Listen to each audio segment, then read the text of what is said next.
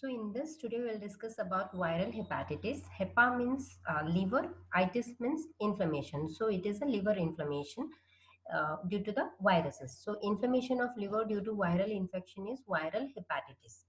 Okay, and then uh, so this viral hepatitis are usually of many types. That's the hepatitis A to E, A, B, C, D, and E viral hepatitis, which will infect the liver. But other than this hepatitis A to E, there are so many other viruses which also infect the humans. That are they are like megalovirus, and Epstein-Barr virus and herpes simplex virus. So most commonly, the viruses which affect the human, which cause the liver damage, they are hepatitis A to E. So whatever these viruses which have caused the liver inflammation, the symptoms vary from person to person, vary from time to time. So usually the symptoms which are shown within weeks, they are acute symptoms, and the one which the symptoms, if they take months together to show, then they are chronic. So all these symptoms which are shown on the after the infection, they all depend on the type of the virus, that is A, B, C, D, E, which type of virus is affected, and then the age of the patient, health of the patient, and then the status of the patient. Now we'll just discuss about the different types of viruses that infect the liver. Okay, so this is hepatitis A, B, C, E. We are not discussing hepatitis D, because hepatitis D usually affect only those persons which are already infected with the hepatitis B.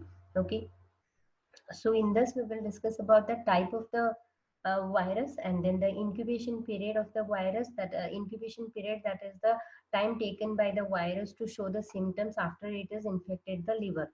Okay, and then route of infection, how this through what route the infection is spread, and then the severity of these viruses, and then the chronicity of the viruses. Okay, so hepatitis, coming to the type of these viruses, usually hepatitis A, C, and E, all three are RNA viruses, whereas only hepatitis B is DNA virus.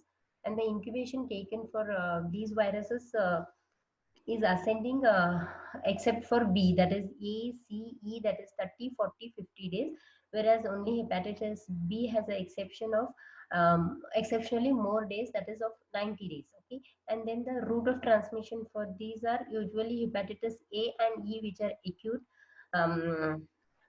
which usually show the acute symptoms only. They are fecal-oral, whereas these hepatitis B and C are parental route of infection. You can see there. Okay, and the severity of these viruses, that is only the hepatitis B has got a severity that is more severe, whereas the remaining three are mild. And the chronicity is hepatitis A and E are no chronicity, and then B has got a 10% of chronicity, whereas the hepatitis C has got a 50 to 60% of chronicity. So the mode of transmission that we have discussed there is that one is fecal-oral, and the another one is parental.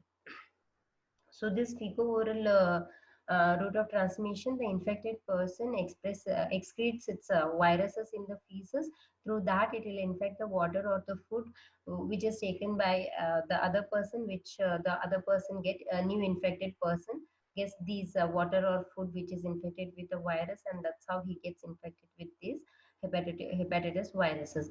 And the other route of transmission, that is the parental transmission, in which there will be a uh, when the injection or the medicine is given through the subcutaneous, intravenous, or intramuscular route of administration. That is the parental mode of transmission of this virus. Okay, now we'll just understand the pathology of this hepatitis virus. How does this actually cause the inflammation of the liver cells or the death of the liver cells? So basically what happens is that so whenever this virus enters the body, this especially this these viruses A, B, C, D, all these viruses have got a special affinity for the liver cells. Okay, so this is the liver. So all these viruses have got a special affinity for the liver. So these viruses will enter the liver through the circulation, and once they enter into the circulation, uh, the one which are entered here, they usually will not have any symptoms. Only the presence of virus and only the presence of these viruses or the multiplication of these viruses will not show any symptoms. Only the symptoms are shown when these infected virus will present a antigen here. They'll modify the antigen, and that is the major histocompatibility complex 1 antigen. Then this antigen will start attracting the antibodies. So these antibodies which are attracted, especially the CD8 and the T cells, they will consider this as a foreign particle, and then they'll start killing this. So this is the cytokilling takes place. So these CD8 and T cells will start killing these uh, infected hepatocytes, considering them as a foreign particle. So autoimmune reaction takes place here. So that is what the cytotoxic killing leads to the cell apoptosis, and then finally the liver damage. The same thing that we discussed. Once these viruses are infected the liver cells, this is the hepatocytes which are found in the clusters of lobules like. Okay, so these multiplication of these viruses will not give any symptoms. Only when these viruses will present an antigen here which will attract the CD8 and then T cells, that will causes self-mediated immune damage through cytotoxic killing. They causes the apoptosis, necrosis, and fibrosis of this liver cells. Okay, so the whatever this apoptosis or necrosis or fibrosis, through all these processes, most of the hepatocytes which are infected with these viruses will be killed. Okay, that is the acute phase. So usually in hepatitis A and E, this will be limited to the whichever the cells which are causing the antigen antibody reaction, they will be killed through these three processes. Whereas in hepatitis B and C, which have got a chronicity, more chronicity, chronic infections they have. So in their case, what happens is that these viruses which are present in the liver cells usually remain dormant here, and after a certain period of time they'll become more reactive, and they'll start the process again, and then they start the same process of show activating the antigen presenting cell, and then autoimmune reaction takes place, and then that's how it finally leads to the chronic hepatitis symptoms, like or the chronic hepatitic that leads to the liver cell damage, fibrosis, and complete distortion of the basic liver architecture. And then there will be a deterioration of the liver function. Okay. So as our liver has got a major function in our body, this will lead to some clinical presentations. Like the symptoms or the clinical presentations of this is, the first one is prodromal symptoms. In the prodromal symptoms, these are the symptoms which occur when the virus infect our body, but it is not reached to the liver. Okay, the whatever these symptoms which you are seeing here, these are not due to the virus present in the hepatocytes or the liver. This is observed when the viruses are present in the blood.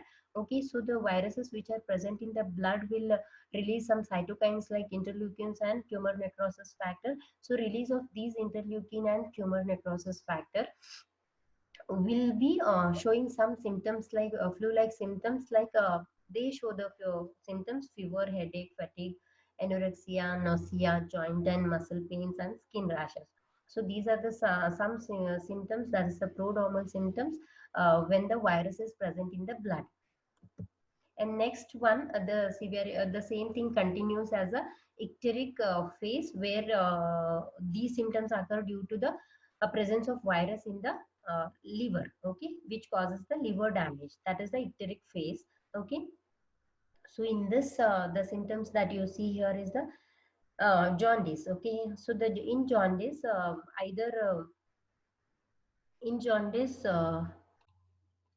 So the jaundice that is caused may be due to the increased unconjugated bilirubin or the conjugated bilirubin. Usually the unconjugated bilirubin is increased in the blood because liver or the hepatocytes are the one which convert this unconjugated bilirubin to the conjugated bilirubin. Because the hepatocytes are dead or are infected, they won't be converting UCB to CB.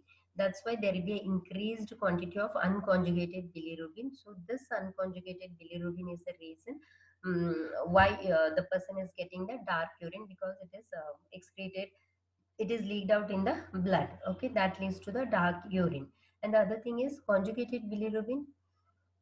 Usually this conjugated bilirubin increased in the blood because the bile ductules are damaged, because these bile ductules which carry these conjugated bilirubin, even the wall of those bile ductules also are studied with the hepatocytes. So the hepatocytes are getting infected. That's the reason bile ductules also get damaged.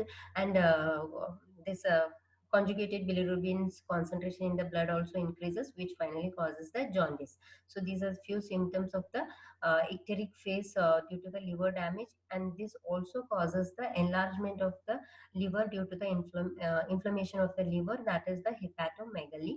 And then there will also be a raised transaminases in the blood. Okay, and the other phase where there is a reduction in the symptoms, that is the convalescent phase, that is also called as a recovery phase, where you can see the symptoms becoming milder and gradual improvement will be there.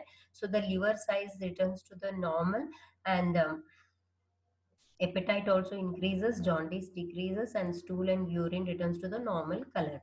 Okay, and all these things, as we have discussed earlier, hepatitis A and E are the acute ones, whereas B and C are the chronic ones. So hepatitis A and E usually shows the symptoms by 1 to 2 months, whereas hepatitis B and C shows the symptoms by 3 to 4 months. So this is the acute phase and the chronic phase, whereas till 6 months, whatever the acute symptoms are there, that will be shown. And then from 6 months onwards, if the infection is still there, that leads to the chronic symptoms, that is the inflammation of portal tract especially, and then the post necrotic cirrhosis occurs. So this is all about the hepatitis. Thank you.